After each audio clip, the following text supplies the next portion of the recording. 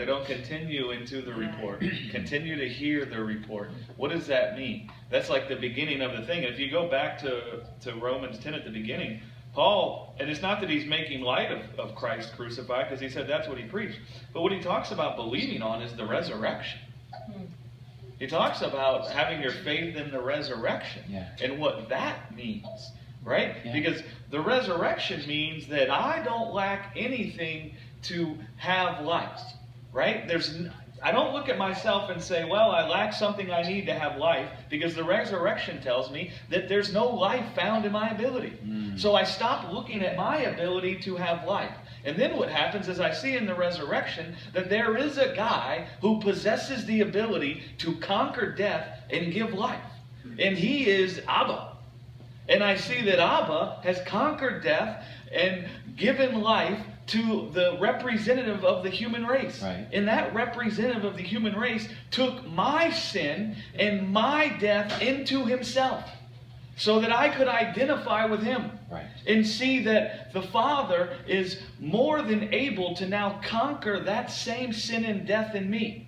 And I find that truth being declared in the resurrection. And when I believe on that truth, it puts my flesh to rest, because I no longer have a fear of death. I no longer have something in me that says I lack what I need to have life. But I find something else in me that says I have everything that pertains to life and godliness in him. Right? No, absolutely. And that's having faith in the resurrection. It puts your flesh to rest. Right. What does the Hebrews say? The author of Hebrews said that we were all our days in bondage through the fear of death. The fear, death isn't just that, well, one day I might not be here anymore. Right. Or one day I might cease to exist. That's a part of it. But the fear of death is anything that communicates a word to me that says I'm lacking in something I need to have life. Yes. Which could be anything. If I'm walking after the flesh, it's everything. How much money I have. Right. What kind of job I have. How many degrees I have.